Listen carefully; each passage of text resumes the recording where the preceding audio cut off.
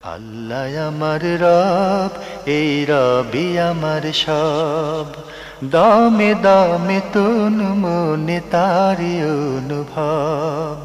তোমার দুনিয়াতে আমি যেদিকে তাকাই, অথই নিয়ামতে ডুবে আছি সবাই।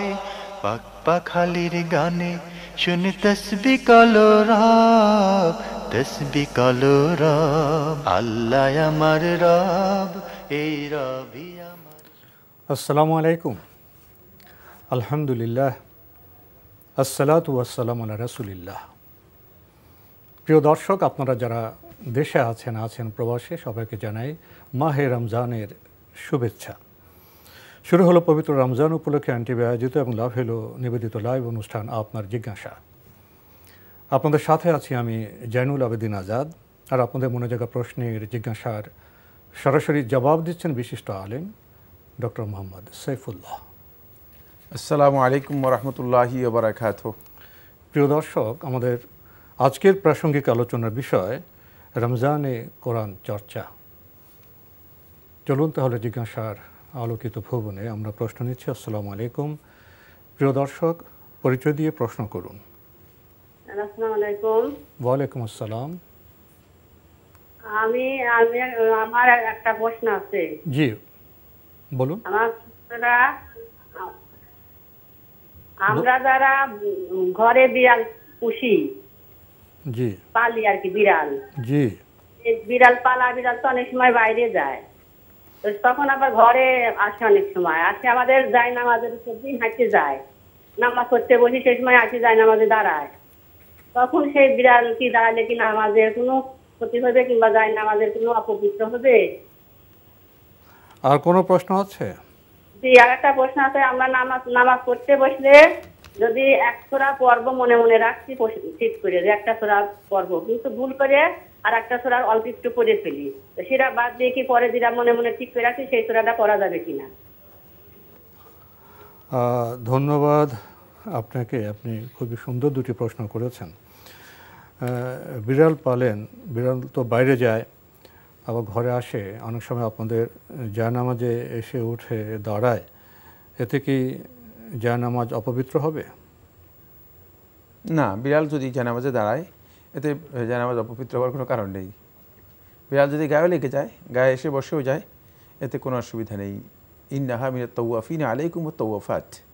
রাসূলুল্লাহ সাল্লাল্লাহু আলাইহি ওয়াসাল্লাম বলেন যে বিড়াল হচ্ছে তোমাদের আশেপাশে বসবাসকারী, মানে সাথের মানুষ, সাথের প্রতিবেশী, জি, সাথে যারা থাকে। সুতরাং বিড়ালের এই প্রতিবেশী হওয়ার কারণে বিড়ালকে সহজ করে দেওয়া হয়েছে। বিড়ালের ঝুঁটা যদি আপনার গায়ে লেগে যায়, আপনি এটা মানে বৈধ, এতে কোনো অসুবিধা নেই।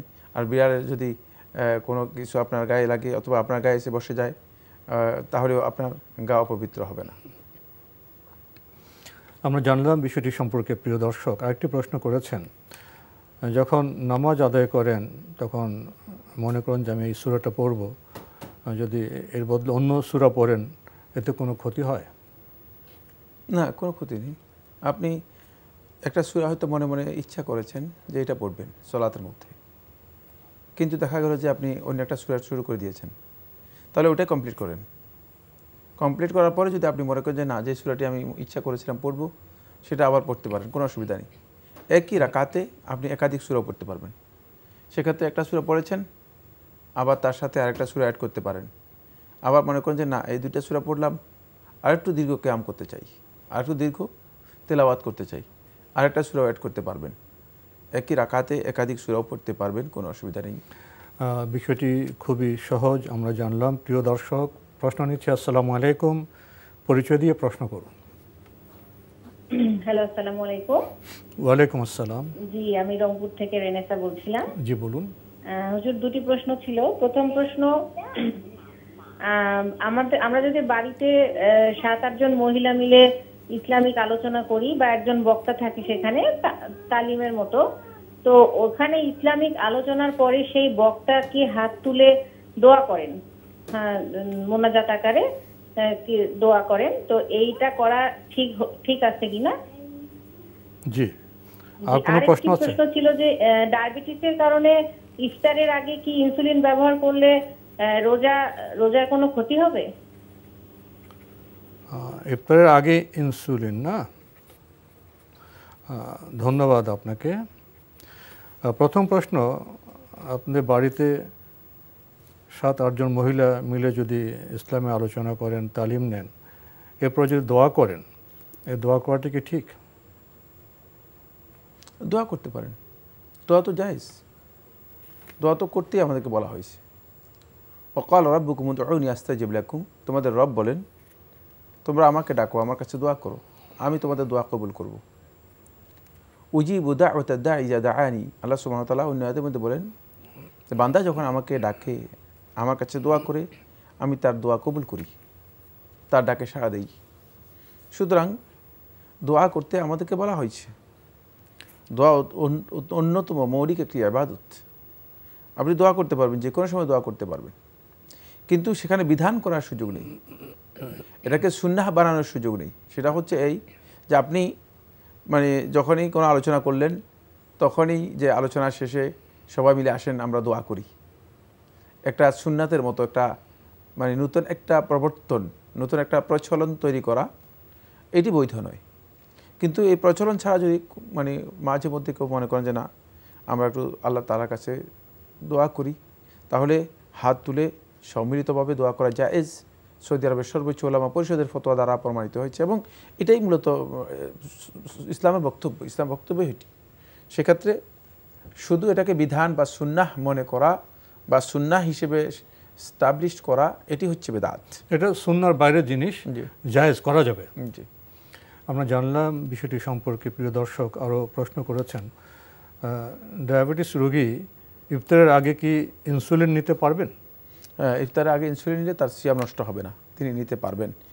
কিন্তু ডায়াবেটিসের রোগী যদি মনে করেন যে তিনি ইফতারের আগে ইনসুলিন না নেবেন না, এটা তার জন্য সতর্কতা ভালো। কেউ কেউ বলেছেন যে সতর্কতার জন্য তিনি না নিলেই এটা তার জন্য উত্তম, কিন্তু তার সিয়াম নষ্ট হবে না। এই ব্যাপারে এই যুগের প্রায় অধিকাংশ আলেম একথা বলেছেন যে তার জন্য জায়েজ আছে, তিনি ইনসুলিন নিতে পারবেন, সিয়াম নষ্ট হবে না। আমরা জানলাম বিষয়টি সম্পর্কে। প্রিয় দর্শক প্রশ্ন নিচ্ছে। আসসালামু আলাইকুম, পরিচয় দিয়ে প্রশ্ন করুন। আমি ঢাকা থেকে বলছি। জি, আমার প্রশ্ন ছিল যে আপনার মানে নামাজ শুরু মানে মসজিদে নামাজ শুরু হয়ে গেছে, এই অবস্থায় আমি তাড়াতাড়ি করে মানে যে জেনে সানাটা মানে সম্পূর্ণ পড়তে পারলাম না, তারপর রুকুতে চলে গেলাম, এটা আমার নামাজ হবে কিনা? আপনি ছানা কমপ্লিট করতে পারেননি? হ্যাঁ। আপনি সূরা ফাতিহা পড়তে পেরেছেন? না, মানে কিছু পাই নাই, মানে ডাইরেক্ট রুকুতে চলে গেলাম। ও, ডাইরেক্ট রুকুতে। আচ্ছা, আর কোনো প্রশ্ন আছে? আর আপনার হচ্ছে যে তারাবির নামাজের নিয়ত কি হবে? তারাবির নিয়ত, ধন্যবাদ আপনাকে। প্রথম প্রশ্নতে পেয়েছেন তো, ডাইরেক্ট রুকুতে চলে গেলেন। বুঝতে পারিনি কি বলতে চাচ্ছেন। উনি মসজিদে নামাজে গিয়েছেন, তো উনি সানা পড়তে পারেননি, ফাতিহা পাননি, উনি ডাইরেক্ট রুকুতে চলে গেছেন। প্রশ্ন রুকু পেয়েছেন, এতে রাকাত পেয়েছেন কিনা? হ্যাঁ, রুকু পেলে আপনি রাকাত পেয়ে গিয়েছেন। যদি এটা প্রশ্ন হয় তাহলে রুকু পেয়েছেন, রাকাত পেয়ে গিয়েছেন। সহি হাদিস দ্বারা সাব্যস্ত হয়েছে। শেখ মোহাম্মদ নাসিরুদ্দিন আলবানী রাহিমাহুল্লাহ তাআলা তাখরিজুল ইরওয়ায়ের মধ্যে হাদিসটিকে সহি বলেছেন, এবং এই মাসআলা সাহাবায়ে কেরাম, তাবেঈন, তবে তাবেঈনদের যুগ থেকে মুজমা আলাই মাসআলা, মুজমা আলাই মাসআলা বলা হয়ে থাকে যে মাসআলার ব্যাপারে এই যুগগুলোতে আলেমদের মধ্যে কোনো ধরনের দ্বিমত দেখা দেয়নি, মানে কেউ দ্বিমত পোষণ করেনি। সুতরাং আপনি রুকুতে যদি সরাসরি চলে যান এবং রুকুতে ইমামকে পেয়ে যান, তাহলে আপনি রাকাত পেয়ে গিয়েছেন, এটা বিশুদ্ধ বক্তব্য। আমরা জানলাম বিষয়টি সম্পর্কে। প্রিয় দর্শক আরেকটি প্রশ্ন করেছেন, তারাবির নিয়ত কি হবে? নিয়ত সম্পর্কে খুব গুরুত্বপূর্ণ প্রশ্ন করেছেন। তারাবির নামাজ হচ্ছে সুন্নাহ, সুন্নায় নিয়ত করবেন। বাকি নিয়ত সম্পর্কে একটু জেনে নেওয়ার জন্য চেষ্টা করুন। আমরা সলাত আদায় করে থাকি, কিন্তু সলাতের জ্ঞান আমরা অর্জন করি নাই, ফলে আমাদের ইবাদতগুলো আসলে কোন পর্যায়ে হচ্ছে সেটা একটু আমাদের বিবেচনা করা দরকার। আমি অনুরোধ করব যে সলাত সম্পর্কে, সলাতের নিয়ত সম্পর্কে, নিয়ত কাকে বলা হয় থাকে, নিয়তের টার্গেট কি, নিয়ত কিভাবে করতে হয়, এই বিষয়গুলো সম্পর্কে আমাদের জেনে নেওয়া উচিত, কিছু বইপত্র পড়ালেখা করা উচিত। আমরা জানলাম এবং উপদেশও পেলাম। প্রিয় দর্শক প্রশ্ন নিচ্ছে। আসসালামু আলাইকুম, পরিচয় দিয়ে প্রশ্ন করুন। লাইনে আছেন? আসসালামু আলাইকুম। ওয়ালাইকুম আসসালাম, পরিচয় হুজুর, দিয়ে আমি প্রশ্ন বগুড়া করুন। থেকে বলতেছিলাম। জি বলুন। হুজুর, আমার প্রশ্ন হচ্ছে, আমি অল্প বয়সী একটি মেয়ে, মানে আমি 7-8 বছর ধরে আমি অসুস্থ হুজুর। আমি ব্যথায় খুব অসুস্থ, খুব কষ্ট পাই। জি আল্লাহর কাছে সবসময় খুব কান্নাকাটি করি। এই জি 7-8 বছর ধরে এমন কোনো সময় নাই যে ফজিলতপূর্ণ সময়ে আমি আল্লাহর কাছে দোয়া করি নাই। জি তবুও আল্লাহ আমাকে সুস্থতা করেন নাই।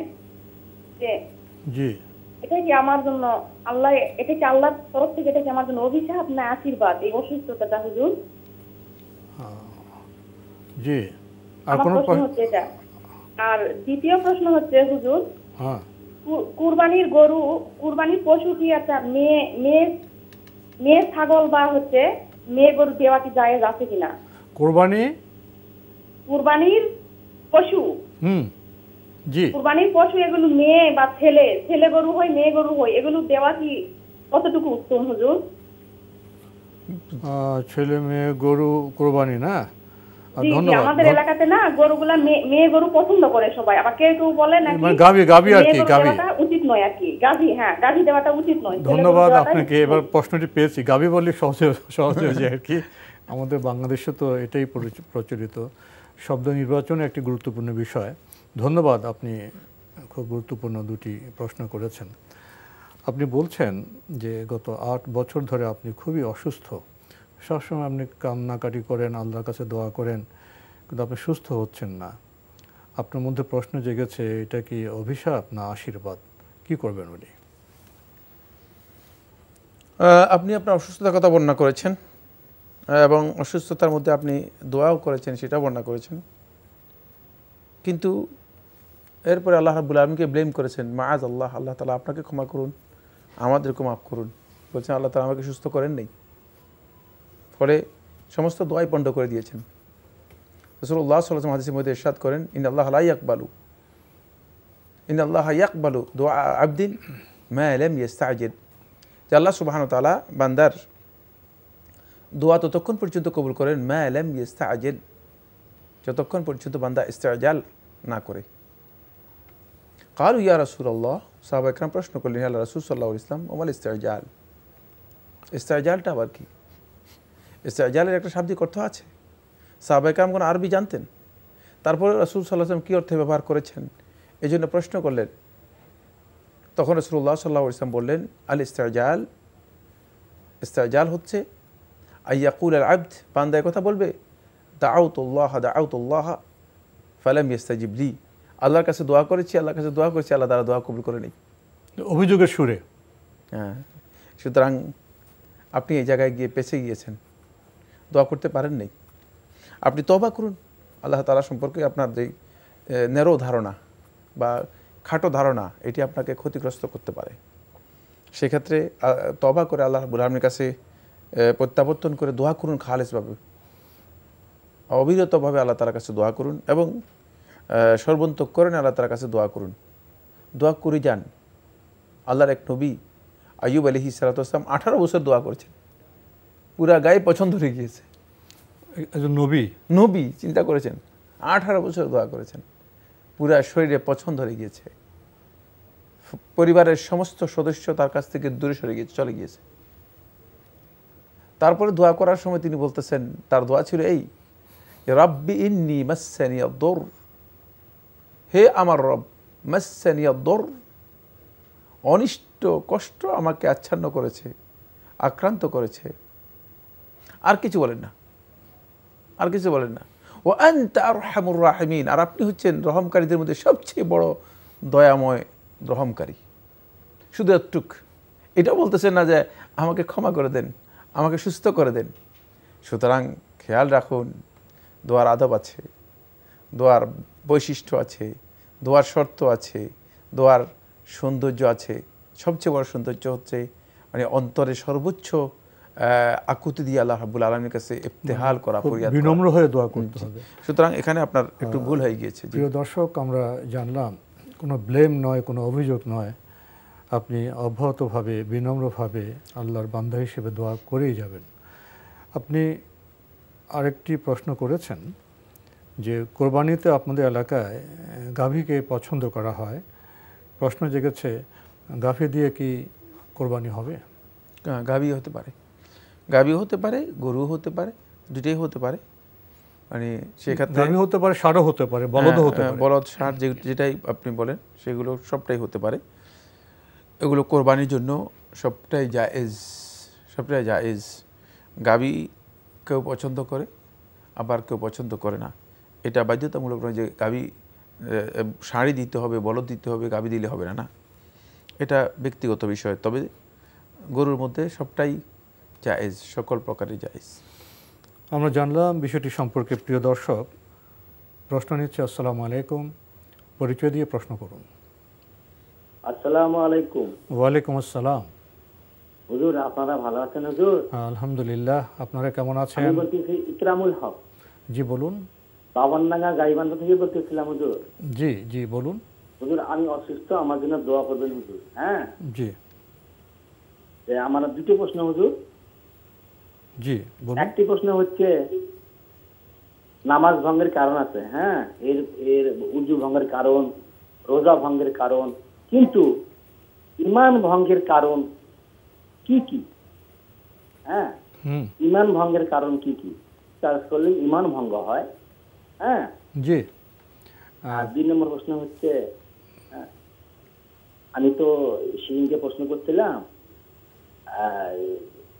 2 নম্বর প্রশ্ন হচ্ছে, আমি তো খতম তারাবি পড়ি। হ্যাঁ, আমি হাফেজকে বলছিলাম যে একটু দূরতে পড়ে, আস্তে আস্তে পড়ো, ধীরে ধীরে পড়ো। হ্যাঁ, না সারা জোরে জোরে পড়া যায়, সমস্যা নাই, স্পিডে পড়া যায়। এটা কতটা ঠিক তারাবির নামাজ? জি ধন্যবাদ আপনাকে। ভাইয়া একটু খেয়াল রাখবেন, আপনি যে বিস্তৃত প্রশ্ন করেছেন ইমাম ভঙ্গের কারণ, বিশাল প্রশ্ন, তো আমরা কতটা সময় দিতে পারবো আপনাকে জানি না। তো উনি বলছেন ভূমিকায় যে উনি অসুস্থ, আমার জন্য দোয়া যেন আমরা করি। আমরা অবশ্যই আপনার জন্য দোয়া করছি, আপনি সুস্থ হয়ে উঠুন। এরপরে আপনি বলেছেন নামাজ ভঙ্গের কারণ আছে, রোজা ভঙ্গের কারণ আছে, ঈমান ভঙ্গের কারণগুলি কি? ঈমান ভঙ্গের কারণ তো অসংখ্য। এর উপর বাংলা ভাষায় অন্তপক্ষে ইতিমধ্যে 10-12টা বই মানে রচিত হয়েছে। আপনি চেষ্টা করুন সেগুলো থেকে জেনে নেওয়ার জন্য। এটা অনেক লম্বা একটি প্রশ্ন করেছেন, ব্রড কোশ্চেন। আমি 2-1টি পয়েন্ট আলোচনা করি। 1 নম্বর হচ্ছে আল্লাহ তাআলার সাথে কাউকে শরীক সাব্যস্ত করা। সেটা ইবাদতের ক্ষেত্রে হতে পারে, আল্লাহ রাব্বুল আলামিনের রুবুবিয়তের ক্ষেত্রে হতে পারে, আল্লাহ রাব্বুল আলামিনের আসমা এবং সিফাতের ক্ষেত্রে হতে পারে। যে কোনো ব্যক্তিকে যদি শিরক করেন, শরীক সাব্যস্ত করেন, অংশীদার সাব্যস্ত করেন, তাহলে আপনার ঈমান নষ্ট হয়ে যাবে, ঈমান নষ্ট হয়ে যাবে। 2 নম্বর হচ্ছে আল্লাহ সুবহানাহু ওয়া তাআলার কোনো বিধানকে অস্বীকার করা। যেগুলো আল্লাহ সুবহানাহু ওয়া তাআলা বান্দাদের জন্য নাজিল করেছেন, এ ধরনের কোনো বিধানকে অস্বীকার করা, তাহলে ঈমান এমনিতে শেষ হয়ে যাবে। 3 হচ্ছে আল্লাহর বিধান নিয়ে, হুকুম নিয়ে, শরীয়তের কোনো বিধান নিয়ে ঠাট্টা বিদ্রুপ তামাশা করা, এতে ঈমান নষ্ট হয়ে যাবে। এগুলো সবগুলোর জন্য কোরআনে সুস্পষ্ট দলিল রয়েছে।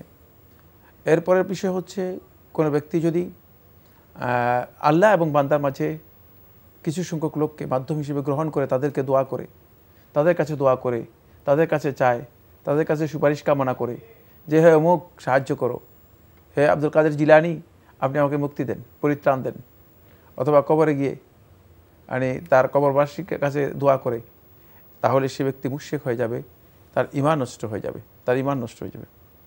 এরপর একটি বিষয় হচ্ছে যারা স্পষ্ট কাফের, কুফরিতে লিপ্ত রয়েছে, যারা ইসলামকে দিন হিসেবে গ্রহণ করেনি, তাদেরকে কাফের মনে না করা, এটাও কুফরির একটি কারণ। তাদের সাথে মুসলিমদের এখানে বৈরিতা আছে, সুতরাং মুসলিম ব্যক্তি তাদেরকে কাফের মনে করতে হবে, কাফের হিসেবে বিশ্বাস করতে হবে, অন্যথা তার ঈমান নষ্ট হয়ে যাবে, তাদের সাথে ওই সখ্যতা বন্ধুত্ব থাকবে না। এই ধরনের কারণ আরও প্রচুর, যদি মানে অনেক মানে কতক্ষণ আমরা আলোচনা করব এই বিষয়ে। আমরা আপাতত এখানে আমরা থামি, এটা আমাদের গ্রন্থ পড়ে জানতে হবে। আমি বলে দিয়েছি, আমরা বিরতিতে যাব। ছোট্ট করে যদি বলতেন, আমাদের এলাকায় খতম তারাবি খুব খুব দ্রুত পড়া হয়, উনি বলছেন যে ধীরে পড়লে ভালো, তো যিনি পড়ান তিনি বলছেন না দ্রুত পড়া যায়, ঠিক কি না তার বক্তব্য? না, কোরআন তেলাওয়াতের একটা মানে সাধারণ একটা বিষয় আছে। কোরআন তেলাওয়াত অন্ততপক্ষে কোরআনের প্রত্যেকটি অক্ষর স্পষ্ট করে তার মাখরাজ থেকে উচ্চারিত হতে হবে, অন্যথায় সে ব্যক্তি কোরআন তেলাওয়াত করলে গুনাহগার হবে। লাইসা মিন্না মান লাম ইয়াতাগান্না বিল কুরআন, সেই ব্যক্তি আবার দলভুক্ত হতে পারবে না, আমার উম্মতের অন্তর্ভুক্ত হতে পারবে না। মান লাম ইয়াতাগান্না বিল কুরআন, যে কোরআনকে স্পষ্ট করে সুন্দর করে যথাযথভাবে উচ্চারণ করলো না। আপনি যদি দ্রুত পড়েন তাহলে কোরআনে কারীমের তেলাওয়াতের যে পদ্ধতি, এই তেলাওয়াতের পদ্ধতি আপনার ব্যক্তিগত পদ্ধতি হয়ে যাবে। কোরআনের তেলাওয়াত নাজিল করা হয়েছে, সুতরাং কোরআনের তেলাওয়াত নাজিল যেভাবে হয়েছে সেভাবেই অন্তপক্ষে তেলাওয়াত করতে হবে। সেক্ষেত্রে রাসূলুল্লাহ সাল্লাল্লাহু আলাইহি ওয়াসাল্লাম কখনো কখনো মদ করে দীর্ঘ করে তার তিলের সাথে তেলাওয়াত করতেন, আর ন্যূনতম এটাকে হদর তেলাওয়াত করতে পারবেন। হদর তেলাওয়াত আপনি যেটা বলছেন যে দ্রুত গতিতে পড়ে যাওয়া এবং কোরআনে কারীমের তেলাওয়াতের শব্দ মানে তারপরে অক্ষর মাখরাজ এগুলোর কোনো ধরনের গুরুত্ব না দেয়া, যদি এমন হয়ে থাকে তাহলে কোরআন তেলাওয়াত সঠিক নয়। যদিও তিনি বলেন যে পড়া যায়, সবাই বলতে পারে এই কথা। আমাদের আজকের প্রাসঙ্গিক আলোচনার বিষয় রমজানে কোরআন চর্চা, খুবই গুরুত্বপূর্ণ বিষয়। এ বিষয়ে কিছু বলবেন? ধন্যবাদ আপনাকে। রমাদান মাস কোরআনের মাস। আল্লাহ সুবহানাহু ওয়া তাআলা ইরশাদ করেছেন, শাহরু রমাদান আল্লাযী উনজিলা ফীহিল কুরআন হুদাল লিন-নাস ওয়া বায়িনাতিন মিনাল হুদা ওয়াল ফুরকান, রমাদান মাস যাতে কোরআন নাযিল করা হয়েছে। এখান থেকে বোঝা যায় রমাদান মাসে কোরআন স্টাডি করা, কোরআন অধ্যয়ন করা, কোরআন চর্চা করা অত্যন্ত গুরুত্বপূর্ণ একটি বিষয়। ফলে আমরা দেখতে পাই সহিহ বুখারী হাদিসের মধ্যে আব্দুল্লাহ ইবনে আব্বাস রাদিয়াল্লাহু আনহু বর্ণনা করেন, তিনি বলেন, কানা ইয়ালকাহু ফি কুল্লি লাইলাতিন মিন রমাদান, রাসূলুল্লাহ সাল্লাল্লাহু আলাইহি ওয়াসাল্লাম এর কাছে জিবরিল আমিন আলাইহিস সালাতু ওয়াসসালাম আসতেন রমাদানের প্রত্যেক রাতেই। রমাদানের প্রত্যেক রাতেই জিবরিল আমিন আলাইহিস সালাতু ওয়াসসালাম আল্লাহ রাসূল সাল্লাল্লাহু আলাইহি ওয়াসাল্লামের সাথে সাক্ষাৎ করতেন। ফায়ুদারিসুহুল কোরআন, এরপর জিবরিল আমিন আলাইহিস সালাতু ওয়াসসালাম আল্লাহ রাসূল সাল্লাল্লাহু আলাইহি ওয়াসাল্লামের সাথে কোরআন স্টাডি করতেন। জিবরিল আমিন রাসূলুল্লাহ সাল্লাল্লাহু আলাইহি ওয়াসাল্লামের সামনে কোরআন পেশ করতেন, রাসূলুল্লাহ সাল্লাল্লাহু আলাইহি ওয়াসাল্লাম শুনতেন, রাসূলুল্লাহ সাল্লাল্লাহু আলাইহি ওয়াসাল্লাম কোরআন পেশ করতেন, জিবরিল আমিন শুনতেন এবং পরস্পর কোরআন স্টাডি করতেন। এখানে সরাসরি মুদারাসা শব্দ ব্যবহার করা হয়েছে। মুদারাসা হচ্ছে কোনো জিনিস নিয়ে স্টাডি করা, কোনো জিনিস উপলব্ধির সাথে পরস্পর মানে সেটাকে একজন আরেকজন থেকে জানা এবং বুঝার চেষ্টা করা। সুতরাং নবী সাল্লাল্লাহু আলাইহি ওয়াসাল্লাম জিবরিল আমিন আলাইহিস সালাতু ওয়াসসালামের সাথে কোরআন নিয়ে মুদারাসা করতেন। এখান থেকে বোঝা যায় রমাদান মাস কোরআন মুদারাসার মাস। আর এখানে খুবই গুরুত্বপূর্ণ কয়েকটি তথ্য রয়েছে। এক নম্বর তথ্য হচ্ছে এর উন্নত মুস্তাহাব বা সুন্নাহ সময় হচ্ছে রাত্রি, এই হাদিসের মধ্যে এটা রয়েছে। দ্বিতীয় নম্বর যে তথ্যটি এই হাদিসের মধ্যে রয়ে গেছে সেটা হচ্ছে এখানে একজন নয় একাধিক ব্যক্তি মুদারাসা করবে। মুদারাসা তেলাওয়াতের মধ্যে পার্থক্য হচ্ছে এই জায়গায়, তেলাওয়াত যে কোনো একজন ব্যক্তি বসে বসে তেলাওয়াত করতে পারবেন, কিন্তু মুদারাসা হচ্ছে কোরআন স্টাডি বা কোরআন অধ্যয়ন হচ্ছে একাধিক ব্যক্তি একত্রিত হয়ে কোরআন স্টাডি করবে। যেখানে জিবরিল আমিন আলাইহিস সালাতু ওয়াসসালাম ছিলেন এবং রাসূলুল্লাহ সাল্লাল্লাহু আলাইহি ওয়াসাল্লাম ছিলেন, ফলে দেখা যাচ্ছে যে এই মুদারাসা একাধিক ব্যক্তি নিয়ে হতে হবে। এরপরে আরেকটি পয়েন্ট এই মানে হাদিসের বক্তব্য থেকে বোঝা যায়, সেটা হচ্ছে পুরা রমাদান মাস করতে ফি কুল্লি লাইলাতিন, মানে এমন মানে এটাকে নিয়মিত একটা কাজ, মানে রমাদানের প্রতিটি রাতে নিয়মিত একটি কাজ, কম্পালসারির মতো, হ্যাঁ অনেকটা মানে একেবারেই নিয়মিত কম্পালসারি একটি বিষয়, বাধ্যতামূলক। জিবরিল আমিন আলাইহিস সালাম আসতেন এবং রাসূলুল্লাহ সাল্লাল্লাহু আলাইহি ওয়াসাল্লাম কোরআন মুদারাসা করতেন। এই জন্য আহলুল ইলম উল্লেখ করেছেন, আলেমগণ উল্লেখ করেছেন কথা যে সালফে সালেহিনগণ রমাদান মাসে কানু ইউকবিলুনা আলা তিলাওয়াতিল কুরআন, তারা কোরআন তিলাওয়াতের ব্যাপারে খুবই মনোনিবেশ করতেন। অন্য ইবাদতকে তারা একটু আলাদা করে রাখতেন। তারা মনে করতেন যে এটি কোরআনের মাস, বিশেষ মনোযোগ, বিশেষ গুরুত্ব দিতেন। আব্দুর রাজ্জাক আস-সানানী রাহিমাহুল্লাহ তাআলা তিনি তার মুসান্নাফের মধ্যে বর্ণনা করেন, তিনি বলেন সুফিয়ান আস-সাউরি রাহিমাহুল্লাহ তাআলা যখন রমাদান মাস প্রবেশ করত তখন নিয়মিত যে সমস্ত কিছু ইবাদত আছে যেগুলো ফরজ নয়, নফল ইবাদত, সেগুলোকে কমিয়ে দিয়ে শুধুমাত্র কোরআন তেলাওয়াতের জন্য রেখে দিতেন। আর সালাফদের কোরআন তেলাওয়াতের মূল বিষয় হচ্ছে আল্লাহ সুবহানাহু ওয়া তাআলা যেটা বলেছেন ইয়াতলুনাহু হাক্কা তিলাওয়াতিহি, তারা কোরআনকে তেলাওয়াত করতেন, কোরআনের হক অনুযায়ী তেলাওয়াত করতেন। যদি সময় থাকে আমরা পরবর্তীতে হক তেলাওয়াত সম্পর্কে কথা বলবো। জি ইনশাআল্লাহ। আমরা খুবই গুরুত্বপূর্ণ বিষয়ে কথা শুনছিলাম। প্রশ্ন নেব। আসসালামু আলাইকুম। প্রিয় দর্শক, পরিচয় দিয়ে প্রশ্ন করুন। আলাইকুম, আমি অনু সিলেট থেকে। জি, একটু জোরে বলুন, স্পষ্ট করে আপনার পরিচয় দিন, প্রশ্ন করুন। আমি সিলেট থেকে অনু। জি বলুন। আসসালামু আলাইকুম।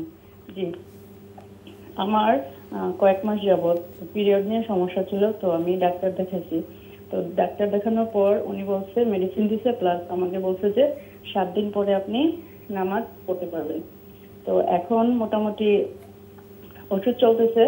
তো আমি এখন কি 7 দিন পরেই নামাজ বা রোজা শুরু করব, নাকি এর আগে যদি আমি দেখি যে ক্লিন হয়ে গেছে, মানে পবিত্র হয়ে গেছে, তখন আমি নামাজ বা রোজা শুরু করব, বা শুরু করার পর যদি আবার দেখি ব্লাড, তাহলে কি করব, এটা একটু বলবেন। আর কোনো প্রশ্ন আছে? জি, আরেকটা কোশ্চেন ছিল। আমাদের মেয়েদের তো অনেকেরই কানে আর নাকে ফুটো করা থাকে, তো কানে অনেক সময় জিনিস থাকে, তো উজু করার ক্ষেত্রে যখন কান মাসেও করি আমরা, তো জিনিসটার উপর দিয়ে করলে হবে নাকি, এটা একটু জানাবেন। মাসে, ধন্যবাদ আপনাকে। কানে কানে পিরিয়ডের সমস্যা নিয়ে কথা বললেন, ডাক্তার বলেছেন যে 7 দিন পর নামাজ পড়তে পারবেন। ওনার প্রশ্ন, এর আগে যদি পবিত্র হয়ে যান তাহলে কি সালাত শুরু করবেন, না 7 দিন পরেই শুরু করবেন? ধন্যবাদ। কিছু প্রশ্ন আছে এগুলো মানে টেলিভিশনে না করা উত্তম। এর মধ্যে মানে কেন জানি নির্লজ্জতা আছে। আপনাকে অত্যন্ত বিনয়ের সাথে আমরা অনুরোধ করব, এগুলো আলেমুল আমাদের কাছ থেকে বা পরিচিত লোকদের কাছ থেকে ওভার ফোনে অথবা সাক্ষাতের মাধ্যমে জেনে নিতে পারেন। এখানে তো আরো অনেক প্রশ্ন আছে জানার বিষয়। সুতরাং হ্যাঁ, এখানে অনেকগুলো বিষয় রয়েছে যেগুলো এখন আমরা কীভাবে আপনাকে বলবো। যাই হোক, এগুলো অনেক দীর্ঘ আলোচ্য বিষয়। আর 2 নম্বর যে কাজটি, সেটা হচ্ছে ডাক্তারের কাছ থেকে ফতোয়া নিতে গিয়েছেন, আরেকটি গলত কাজ করেছেন। ফতোয়া নেওয়ার কাজ ডাক্তারের কাছ থেকে হয় না, ডাক্তার ফতোয়া দিবে কোত্থেকে? সুতরাং এই জায়গায় আপনার গলত একটা মাসালা আপনাকে গ্রহণ করেছেন। ডাক্তারের কাছে কোনো ফতোয়া নেই, ফতোয়া আলেমদের কাছে আসতে হবে, যারা এই বিষয় সম্পর্কে জ্ঞান রাখেন, তাদের কাছ থেকে ফতোয়া নিতে হবে।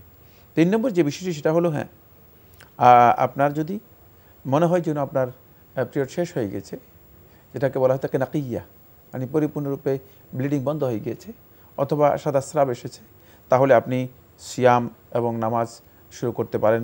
ডাক্তারের বক্তব্যের জন্য অপেক্ষা করার কোনো সুযোগ নেই। আরেকটি প্রশ্ন করেছেন, মেয়েদের তো নাক বা কানে ফোঁটা হয়, সেখানে গহনা থাকে, তো মাসে কিভাবে করবেন? মাসে তো খুবই সহজ, কানের সাথে নাচের কোনো সম্পর্ক নেই। মাসে হচ্ছে এই বাহিরের অংশে নামাজে করবে, সুতরাং প্রশ্নই আসে না। মাসে হচ্ছে এইভাবে হাত দিয়ে বাহিরের অংশে মাসে করা। সুতরাং ফোঁটা গহনা তো এদিকেও থাকে, হ্যাঁ, কোনো অসুবিধা নেই। গহনার ভিতরে পানি না গেলেও কোনো সমস্যা নেই। না, এখানে তো পানি, মাছের মধ্যে পানির কিছুই নেই। পানির কিছুই নেই। আমরা জানলাম বিষয়টি সম্পর্কে। প্রিয় দর্শক, প্রশ্ন নিচ্ছি। আসসালামু আলাইকুম, পরিচয় দিয়ে প্রশ্ন করুন।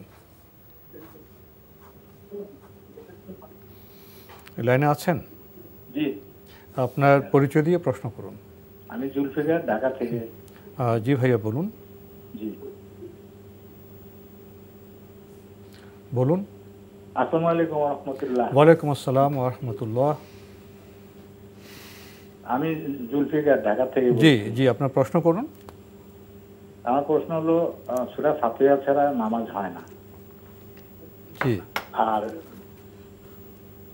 জি, সূরা ফাতিহা ছাড়া নামাজ হয় না। আবার জামাতে নামাজ, ইমামের পিছনে নামাজ আদায় করার সময় তেলাওয়াত শুনতে হয়। আমি কি ইমামের পিছনে যখন নামাজ আদায় করি, তখন কি সূরা ফাতিহা পাঠ করব মনে মনে? জি। আর কোনো প্রশ্ন আছে? জি না, একটাই প্রশ্ন। ধন্যবাদ আপনাকে, প্রশ্ন তো পেয়েছেন। প্রশ্ন স্পষ্ট, সূরা ফাতিহা ছাড়া নামাজ হয় না, ঠিকই বলেছেন, সহিহ হাদিস রয়েছে। তারপরে যদি আপনি ইমামের পিছনে পড়েন, তাহলে কি শুনবেন? অবশ্যই শুনতে হবে, এটা সঠিক বলেছেন। ওয়াইজা কুরিয়াল কুরআন ফাসতামিউ লাহু আনসাতু, যখন কোরআন তেলাওয়াত করা হয় তোমরা শুনো, শ্রবণ করো এবং চুপ থাকো। হ্যাঁ, তারপরে সূরা ফাতিহা কীভাবে পড়বেন? মনে মনে পড়বেন। আবু হুরায়রা রাদিয়াল্লাহু আনহু বর্ণিত হাদিস রয়েছে, সহিহ হাদিস। যখন বলা হয়েছে, আবু হুরায়রা রাদিয়াল্লাহু আনহুকে প্রশ্ন করা হয়েছে যে আমরা তো ইমামের কিরাত শুনি, বলে যে ইকরাআহা ফি নাফসিকা, তুমি তোমার মনে মনে পড়ো। সুতরাং মনে মনে আপনি পড়বেন, আওয়াজ করবেন না। আপনি আওয়াজ করবেন না, যতটুকু আপনি নিজে শুনেন ততটুকু আওয়াজে মনে মনে সূরা ফাতিহা পড়বেন। যেহেতু এই মাসআলাটি আলেমদের মধ্যে দীর্ঘ বিতর্কিত একটি মাসআলা, বিশুদ্ধ বক্তব্য হচ্ছে সূরা ফাতিহা পড়াটাই হচ্ছে বিধান। রাসূলুল্লাহ সাল্লাল্লাহু আলাইহি ওয়াসাল্লাম বলেছেন, সূরা ফাতিহা ছাড়া সালাত নেই। তাহলে এখন এখানে সমাধান করার কোনো পদ্ধতি নেই, একটাই পদ্ধতি আছে, সেটা হচ্ছে সূরা ফাতিহা তিনি চুপিসারে মানে পড়বেন, ইমামের কোরআন তেলাওয়াত শ্রবণ করবেন। মনে মনে কখন পড়বেন? ইমাম সূরা ফাতিহা শেষ করার পরে পড়তে পারেন, সেখানে অনেক দীর্ঘ বক্তব্য রয়েছে। এবার ছাড়া তো উনি জিজ্ঞেস করেন যখন মানে আপনার ইমাম অন্য সূরা চলে যাবেন তখন তো পড়তে পারবেন? তখনও পড়তে পারবেন। জি, আমরা জানলাম বিষয়টি সম্পর্কে। প্রিয় দর্শক, প্রশ্ন নিচ্ছে। আসসালামু আলাইকুম, পরিচয় দিয়ে প্রশ্ন করুন। লাইনে আছেন? লাইনে আছি। যে আপনার পরিচয় দিয়ে প্রশ্ন করুন। জি, লাইনে আছি। আসসালামু আলাইকুম। ওয়ালাইকুম আসসালাম। টেলিভিশনের ভলিউমটি কমিয়ে প্রশ্ন করুন, অনেক আওয়াজ হচ্ছে। টেলিভিশনের ভলিউমটি কমিয়ে প্রশ্ন করুন। হচ্ছে আমি নামাজ পড়ি। জি। নামাজে আমার শুধু সূরা ফাতিহা আমার জানা আছে, সূরা নাস, সূরা ফালাক, সূরা ইখলাস, সূরা কাফিরুন, সূরা কাউসার। জি জি জি, প্রশ্নটি কি? জি জি, এখন আমি সূরা ফাতিহা করে আমি যখন 4 রাকাত নামাজ পড়ব তখন কি কি সূরা প্রথমে সূরা দিয়ে মিলাবো? জি জি। আর কোনো প্রশ্ন আছে? কি কি সূরা মিলাইতে পারি এই সূরা ফাতিহার সাথে? জি জি, আপনার কি আর কোনো প্রশ্ন আছে? জি জি, না না। ধন্যবাদ। আমাদের ভাই নামাজ পড়েন, উনি সূরা ফাতিহা সহ আরও অল্প কয়েকটি সূরা জানেন, তো উনি কীভাবে এই সূরাগুলি মিলিয়ে নামাজ পড়বেন? সূরা ফাতিহার সাথে যে কোনো একটা সূরা মিলাবেন, যে কোনো সূরা। নাস পারেন মিলান, কাউসার পারেন মিলান, ইখলাস পারেন মিলান, আর কোনটা পারেন বলছেন?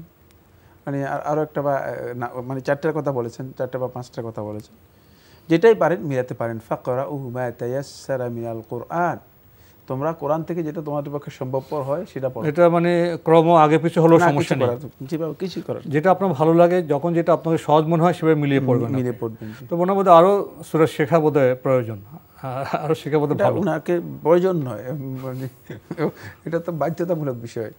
আসুন আমরা আরও কোরআন চর্চা করি, আরও জানি, কোরআন শেখার জন্য চেষ্টা করুন, কোরআন শেখার জন্য চেষ্টা করুন। আপনি যেটা বলেছেন সেটা আপনি যদি অনুতাপের সাথে বলেন তাহলে ঠিক আছে, আর যদি মনে করেন যে আমি 4টা সূরা জানি, যথেষ্ট জেনে গিয়েছি, তাহলে সন্তুষ্টির কোনো বিষয় না, তাহলে ভয়ঙ্কর বিষয়, অত্যন্ত ভয়ঙ্কর বিষয়। আরও কোরআনে কারিমের সূরা শিক্ষা গ্রহণ করার জন্য চেষ্টা করুন। এখন আপনি যে কয়েকটি সূরা জানেন, এগুলো দিয়ে আপনি সহজ করে যে কোনোভাবে আপনি নামাজ আদায় করতে পারেন। তবে আমাদের আহ্বান থাকবে, আসুন না আমরা আরও নতুন নতুন সূরা শেখার চেষ্টা করি। প্রশ্ন নিচ্ছে। আসসালামু আলাইকুম, প্রিয় দর্শক, পরিচয় দিয়ে প্রশ্ন করুন। ঢাকা থেকে রাকিব বলছি। জি বলুন। আমার একটা যাকাত নিয়ে প্রশ্ন আছে।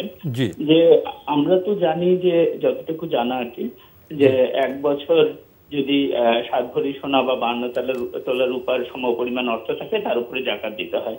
তো এখানে আমার প্রশ্নটা হচ্ছে বোঝার জন্য যে এখন একজন মানুষের সাফিসিয়েন্ট ইনকাম থাকতে পারে, কিন্তু সে তার সমস্ত ইনকাম হয়তো লোন অথবা ইনভেস্টমেন্টে বিনিয়োগ করে রেখেছে, এবং বছর শেষে বললো যে আমার কাছে তো 1 বছর ব্যাপী স্পেয়ার টাকা ছিল না, তাহলে কি আমার জন্য যাকাত প্রযোজ্য হবে না? তো এটা কি ইচ্ছাকৃতভাবে যাকাত অ্যাভয়েড করা না? হয়তো তার হয়তো যথেষ্ট সামর্থ্য আছে বা ছিল, সে ওইভাবে লিকুইড মানি রাখেনি, এক্ষেত্রে মানে বিধানটা মাসালাটা কি, আসলে কোন ক্ষেত্রে যাকাত দিতে হবে? জি, ধন্যবাদ আপনাকে। যাকাত প্রসঙ্গে বিষয়গুলি খুবই স্পষ্ট। তবে মানুষ যদি তার নিয়তে ত্রুটি থাকে চাতুর্য করতে পারে, কিন্তু ইসলামে চাতুর্য কোনো সুযোগ নেই, বিধান স্পষ্ট। তো উনি যে বিষয়টি জানতে চেয়েছেন, কেউ যদি অ্যাভয়েড করতে চায়, উনি কি আসলে অ্যাভয়েড করতে পারবেন? তিনি যদি ইনভেস্ট করেন অথবা লোন দেন, তাহলে তো তার কাছে টাকা নেই, যাকাত আসবে না। কিন্তু কারো অন্তরের উপর ইসলাম হুকুম দেয় না। আর ইমানদার ব্যক্তি যিনি আল্লাহ তাআলাকে ফাঁকি দিতে চাচ্ছেন, আপনি কি মনে করেন তার ঈমান আছে সত্যিকার? অবশ্যই তার অন্তরের মধ্যে মুনাফিকি রয়ে গিয়েছে, প্রশ্নই আসে না। এই ধরনের ব্যক্তি খুঁজে পাওয়া যাবে না যে ব্যক্তি সত্যিকার ঈমান পোষণ করে থাকেন, অথচ তিনি আল্লাহ তাআলাকে ফাঁকি দেওয়ার জন্য এই ধরনের কাজ করবেন, যে কাজের কথা আপনি উল্লেখ করেছেন। তিনি মুনাফিক, সত্যিকার তার অন্তরের মধ্যে মুনাফিকি রয়েছে, এছাড়া কোনো ব্যক্তি এই কাজ করতে পারে না। বাকি অবশ্যই একজন ইমানদার ব্যক্তি যদি তার কাছে টাকা আসার পরে তিনি ইনভেস্ট করে ফেলেন, তিনি কাজে লাগিয়ে ফেলেন, খরচ করে ফেলেন, অথবা তিনি লোকদেরকে লোন দিয়ে দেন, তাহলে তার উপর জাকাত আসবে না যদি তার কাছে লিকুইড মানি না থাকে। আমরা প্রশ্ন নিচ্ছি। আসসালামু আলাইকুম। প্রিয় দর্শক, পরিচয় দিয়ে প্রশ্ন করুন। হ্যাঁ, আপনি কি লাইনে আছেন? জি হুজুর। প্রিয় দর্শক, লাইনে থাকলে পরিচয় দিয়ে প্রশ্ন করুন। জি জি জি প্রশ্ন করুন। জি হুজুর, আমি জানতে চাচ্ছিলাম যে আমরা যে কোরআন শরীফ পড়ি, পরকালে কি প্রত্যেকটা মুসলমানকে কি জিজ্ঞাসা করা হবে যে তুমি কেন কোরআন শরীফ পড়ো নাই বা পড়তে পারো নাই? এইগুলো একটা। আরেকটা হলো হুজুর, আমার কাছ থেকে এক লোক কিছু টাকা পাবে আর কি। তো এটা অনেকদিন হয়ে গেছে অবশ্য, এখন আমি তাকেও পাচ্ছি না, তার আত্মীয় স্বজন কাউকে আমি পাচ্ছি না। এখন আমি টাকাটা দেওয়ার আমার আগ্রহ আছে, কিভাবে আমি হুজুর এটা দিতে পারি, এটা ফয়সালাটা কি? একটু এই দুইটা প্রশ্নের উত্তর যদি কাইন্ডলি দেন। ধন্যবাদ আপনাকে। আপনার প্রথম প্রশ্ন কোরআন পড়া সম্পর্কে। প্রত্যেক মুসলমানকে কি জিজ্ঞাসা করা হবে তুমি কোরআন কেন পড়োনি? হ্যাঁ, যদি কেউ কোরআনকে বর্জন করে, কোরআনকে পরিত্যাজ্য হিসেবে গ্রহণ করে, কোরআনের প্রতি যে হক আছে সে হক যদি আদায় না করে থাকে, তাহলে সে জিজ্ঞাসিত হবে। শুধু জিজ্ঞাসিত হবে না, বরং কিয়ামতের ময়দানে আল্লাহ রাব্বুল আলামিনের কোর্টে একটাই মামলা হবে, একটাই কঠিন মামলা হবে। যে মামলায় বাদী হবেন স্বয়ং রাসূলুল্লাহ সাল্লাল্লাহু আলাইহি ওয়াসাল্লাম। ওয়াকাল রাসূল ইয়া রব ইন্না কওমি ইত্তাখাযু হাযাল কুরআনা মাহজুরা।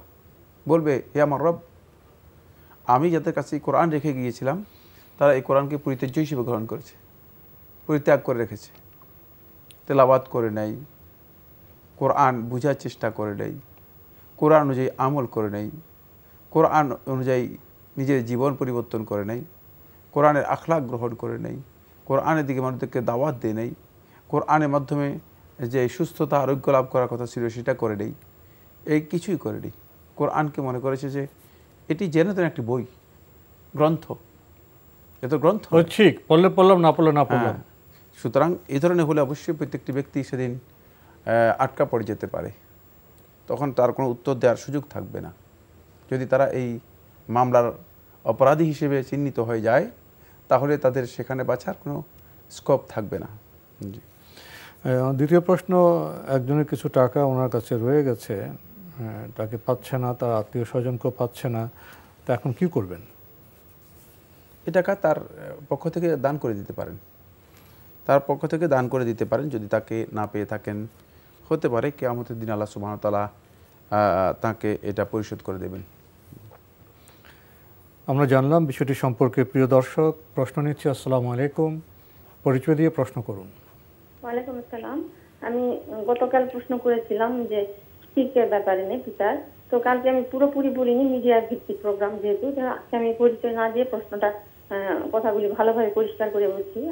আমার বাবার কথাই বলেছি যে উনি আগে নামাজ পড়তেন না, পরে যখন পড়লেন তখন একজন পীরের মুরিদ হলেন। হ্যাঁ, পীরের মুরিদটার নাম উল্লেখ করছি না। তো উনার অনেক পীর ভাই ছিল। আমার বাবা বাইরে দান করতেন না, ওই পীরের ওখানেই দান করতেন, এবং পীরের ওখানে বিদাতি কার্যক্রম হয়, সবাই বরাত, সবাই মরাজ, এগুলি কার্যক্রম হয়। যখন বোঝানোর চেষ্টা করেছি, কিন্তু আমার বাবা আমার উপর রেগে যেতেন। যাই হোক, তারপর ওই যখন আমার বাবা জিকির করতেন, তখন ওই পীরের নাম প্রথমে নিয়ে তারপর সুন্নাহ ভিত্তিক নয়, আল্লাহ আল্লাহ এভাবে বলে জিকির করতেন। প্রথমে পীরের নামে জিকির করতেন, তারপরে আল্লাহর নামে জিকির করতেন। আর ওনাদের মৃত্যুর পর, আমার বাবার মৃত্যুর পর ওখানে আমার হাজবেন্ড ছিল। তো ওনাদের সিস্টেমটা এরকম, আমার বাবার পীর ভাইরা সবাই একই সিস্টেমেই চলে, যে মনে করেন কবরে কেউ মারা গেল, তারা আল্লাহর ফেরেশতাদের সওয়াল জবাব করবে, তারা বিশ্বাস হয়তো করে না, তারা নিজেরাই সওয়াল জবাব করে। তারা সওয়াল জবাব করলে নাকি ফেরেশতারা সওয়াল জবাব করবে না, তারা দাঁড়িয়ে সওয়াল জবাব করেছে আমার বাবার নাম ধরে ডেকে। মানে তারা, আমার বাবাও হয়তো তার পীর ভাই কেউ মারা গেলে এরকম করতে হয়তো বা ওই আমার বাবার নাম ধরে ডেকেছে, সওয়াল জবাব করেছে, তখন তারা বলেছে আর ফেরেশতারা সওয়াল জবাব করবে না। এটা কি শিরকের ভিতর পড়ে না? আমি একটু জানতে চাচ্ছি। ধন্যবাদ আপনাকে। আপনাকে আর কোনো প্রশ্ন আছে? হ্যাঁ, না, এটাই প্রশ্ন আছে। ধন্যবাদ আপনাকে। আপনি তো বিস্তারিত বর্ণনা দিলেন। এটা কি শিরকের মধ্যে পড়ে না? এর অধিকাংশ কাজই শিরক, অধিকাংশ কাজই চেতনাগত দিক থেকে, আকীদাগত দিক থেকে শিরকি কাজ করে সন্দেহ নেই। আল্লাহ তাআলা সবচেয়ে ভালো জানেন তিনি আসলে কি বুঝেছেন না না বুঝে করেছেন। আমরা জানলাম বিষয়টি সম্পর্কে। প্রিয় দর্শক, প্রশ্ন নিচ্ছে। আসসালামু আলাইকুম, পরিচয় দিয়ে প্রশ্ন করুন। লাইনে আছেন? প্রিয় দর্শক, লাইনে থাকলে আপনার পরিচয় দিয়ে প্রশ্ন করুন। লাইনে আছেন? আমরা তো আপনার কণ্ঠস্বর শুনতে পাচ্ছি। লাইনে থাকলে পরিচয় দিয়ে প্রশ্ন করুন। জি, আসসালামু আলাইকুম। ওয়ালাইকুম আসসালাম। আমি ঢাকা থেকে ফেরদৌস বলছিলাম। জি বলুন। আমার প্রশ্নটা ছিল, এডিবি হচ্ছে একটা এশিয়ান ডেভেলপমেন্ট ব্যাংক, এই ব্যাংকে সিভিল ইঞ্জিনিয়ার হিসেবে জব করা যাবে কিনা, মানে এই ব্যাংকের আওতায় কাজ করে এদের থেকে টাকা নেওয়া যাবে কিনা? আপনি এডিবিতে জব করতে পারবেন কিনা, এটা তো প্রশ্ন। জি জি জি জি, এডিবির আন্ডারে ব্যাংকিং খাতে না, অন্য খাতে। কোন খাতে? কোন খাতে? এটা হচ্ছে প্রকৌশল খাতে। প্রকৌশল? জি, প্রকৌশল। ধন্যবাদ আপনাকে। এশিয়ান ডেভেলপমেন্ট ব্যাংক, এই ব্যাংকের আওতায় তিনি প্রকৌশল খাতে কি কাজ করতে পারবেন, চাকরি করতে পারবেন? আপনি পারবেন। প্রকৌশলী খাতে আপনি একজন প্রকৌশলী হিসেবে যদি দায়িত্ব পালন করেন আপনার জন্য জায়েজ রয়েছে। আমরা জানলাম বিষয়টি সম্পর্কে। প্রিয় দর্শক, প্রশ্ন নিচ্ছি, পরিচয় দিয়ে প্রশ্ন করুন।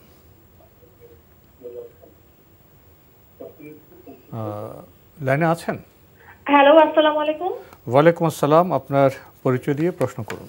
জি, আমি সুমাইয়া বলছি ঢাকা থেকে। আমি গতকালকেও ফোন করেছিলাম। জি বলুন বলুন বলুন। আমি সালোয়ার কামিজ পরি, হিজাব পরি, এই প্রশ্নটা নিয়ে, কিন্তু আমি মুখ ঢাকি না, হাত মোজাও পরি না, পা মোজাও পরি না। এতে কি আমার পর্দাটা হয়? গতকাল একই প্রশ্ন উত্তর দিয়েছি। ধন্যবাদ আপনাকে। আপনার প্রশ্নের চিত্রটা আমার মনে আছে।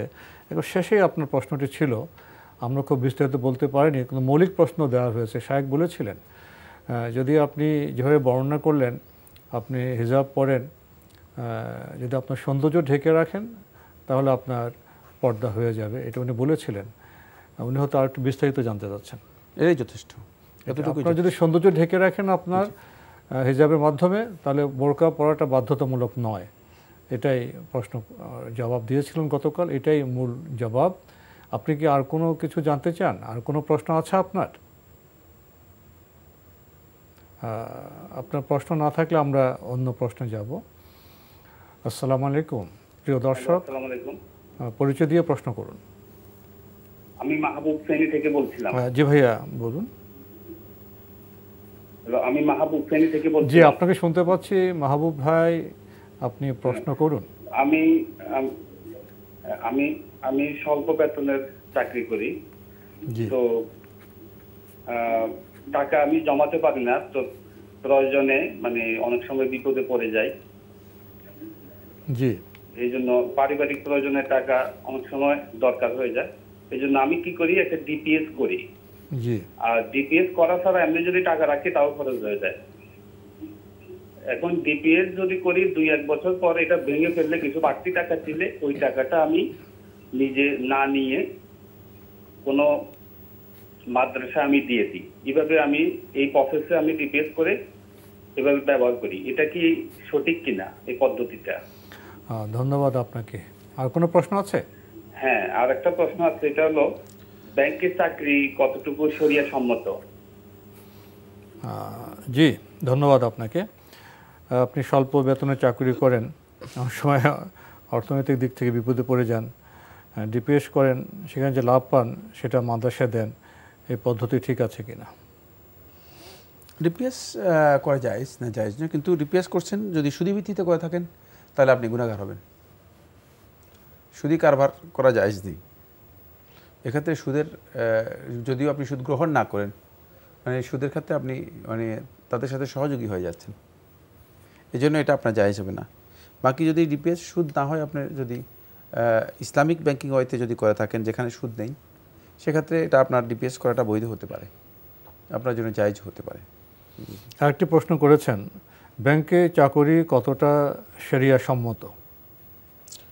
শুধু কনভেনশনাল ব্যাংক যেগুলো আছে সেগুলোতে চাকরির ব্যাপারে আলেমদের দ্বিমত রয়েছে। বিশুদ্ধ বক্তব্য অনুযায়ী এতে চাকরি করা জায়েজ নেই, যেহেতু সুদের সাথে সুদি কারবারির সাথে সরাসরি একটা সম্পৃক্ততা আছে।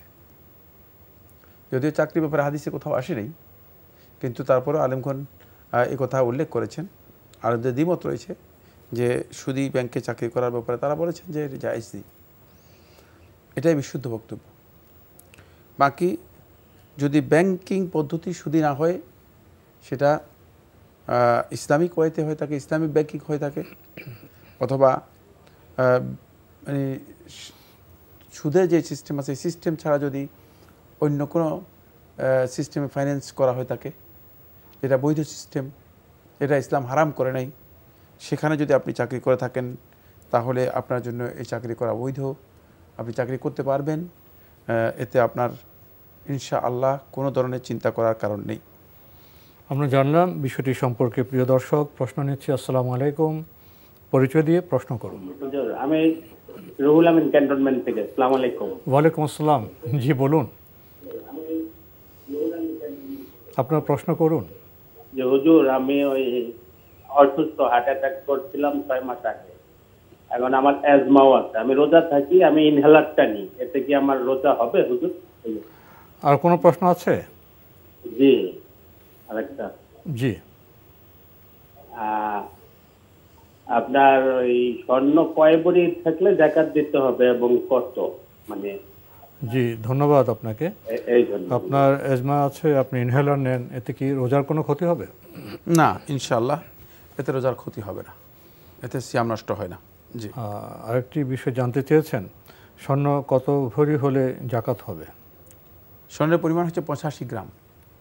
85 গ্রাম হিসাব করে দেখবেন মোটামুটি আমার মনে হচ্ছে 7.5-8 ভরির মতো এই ধরনের হতে পারে, কাছাকাছি হতে পারে, 8 ভরি এর কাছাকাছি হতে পারে। যদি এমন হয় তাহলে এতে জাকাত আসবে 40 ভাগের 1 ভাগ, এখান থেকে জাকাত বের করে দেবেন। আমরা জানলাম বিষয়টি সম্পর্কে। প্রিয় দর্শক, প্রশ্ন নিচ্ছি। আসসালামু আলাইকুম, পরিচয় দিয়ে প্রশ্ন করুন। লাইনে আছেন? লাইনে থাকলে আপনার পরিচয় দিয়ে প্রশ্ন করুন। আমরা আপনাকে শুনতে পাচ্ছি, আপনার পরিচয় দিয়ে প্রশ্ন করুন। আসসালামু আলাইকুম। ওয়ালাইকুম আসসালাম। আমি আমিনুল ইসলাম মুন্সিগঞ্জ থেকে। জি, মানে আমার মামার বন্ধু, তিনি মানে একজন সনাতন ধর্মের লোকের সঙ্গে চলাফেরা করেন, কিন্তু সেই ব্যক্তি তারা নাকি আর কি মানে ওই ফ্যামিলিটা ইসলাম গ্রহণ করতে চাচ্ছে, কিন্তু তারা মানে তাদের কিছু সমস্যার কারণে ইসলাম গ্রহণ করেননি, মানে তবে গোপনে ইসলাম গ্রহণ করছে, তারা রোজা রাখে, নামাজ পড়ে, এটা কতটুকু হবে, তার জন্য কি করা যায়? ধন্যবাদ আপনাকে। আমরা একবার শেষের দিকে চলে এসেছি। মামার বন্ধু সনাতন ধর্মের এক ভদ্রলোক, মামার সাথে চলাফেরা করেন, তারা কিছু সমস্যার কারণে প্রকাশ করছেন না, গোপনে ইসলাম গ্রহণ করেছেন, নামাজ রোজা বোধহয় করেন বলেছেন, তাদের অবস্থাটা কেমন হবে? সমস্যার কারণে প্রকাশ করছেন না, গোপনে ইসলাম গ্রহণ করেছেন। ইসলাম তো আসলে গোপনের বিষয় না, ইসলাম তো প্রকাশ্যে ঘোষণা করার বিষয়, কিন্তু ইসলামকে মানে তারা গোপন রেখেছেন, যেভাবে প্রকাশ করার কথা সেভাবে প্রকাশ করেন নাই, এই কাজটি তাদের শুদ্ধ হচ্ছে না। মনে মনে কি সমস্যার কথা বললেন? সমস্যা যেটাই হোক না কেন, সমস্যা তো মানে আসবেই, কিন্তু মুসলিম হলে তিনি ইসলামের কথা ঘোষণা করতে হবে। ইসলামের অপর নাম হচ্ছে ইসলাম ঘোষণা করতে হবে, বলতে হবে যে আমি ইসলাম গ্রহণ করেছি, আমি ইসলামে দীক্ষিত হয়েছি। সুতরাং এটি গোপন করার বিষয় নয়। গোপনের মধ্যে মুনাফিকের চরিত্র থেকে যায়, গোপনের মধ্যে মুনাফিকের চরিত্র থেকে যায়। সমস্যা বিষয়টি স্পষ্ট করলে হয়তো বোঝা যেত কোন পর্যায়ে। আমরা একবার শেষের দিকে চলে এসেছি আজকে, তো মোটামুটি মৌলিক বিষয়টা আমরা জানলাম, এবং এর সাথে আমাদের আজকের অনুষ্ঠান শেষ করতে হচ্ছে। আপনাকে অনেক ধন্যবাদ। আপনাকে অনেক ধন্যবাদ। প্রিয় দর্শক, আমরা দেখছিলাম এনটিভি আয়োজিত এবং লাফিল নিবেদিত অনুষ্ঠান আপনার জিজ্ঞাসা। আমাদের অনুষ্ঠান আপনারা এনটিভি অনলাইনেও দেখতে পারবেন, ভিজিট করুন www.ntvbd.com। এছাড়া ইউটিউবে এবং আমাদের ভেরিফাইড ফেসবুক পেজে অনুষ্ঠান দেখতে পারবেন। কত প্রশ্ন, কত বিষয়, কত সমস্যা, কত সংকট, আবার এর সমাধানও রয়েছে ইসলামে। আমার শেষের যে প্রশ্নটি, সনাতন ধর্মের এক ভাই তিনি ইসলাম গ্রহণ করেছেন, সমস্যার কারণে প্রকাশ করছেন না, তার জবাব আমরা পেয়েছি এবং সমস্যা স্পষ্ট করলে হয়তো আমরা আরও কিছু বিষয়ে আলোকপাত করতে পারতাম। প্রিয় দর্শক, আসুন আমরা ইসলামকে জানি, মানি এবং জীবনযাপনে অনুসরণ করি। দেখা হবে ইনশাআল্লাহ আগামীকাল একই সময়ে। প্রিয় দর্শক, মহান আল্লাহ আমাদের সবাইকে নিরাপদে রাখুন, রাখুন শান্তিতে। আসসালামু আলাইকুম। আল্লাহ আমার রব, এই রবি আমার সব, দামে দামে তুন মনে তারি অনুভব।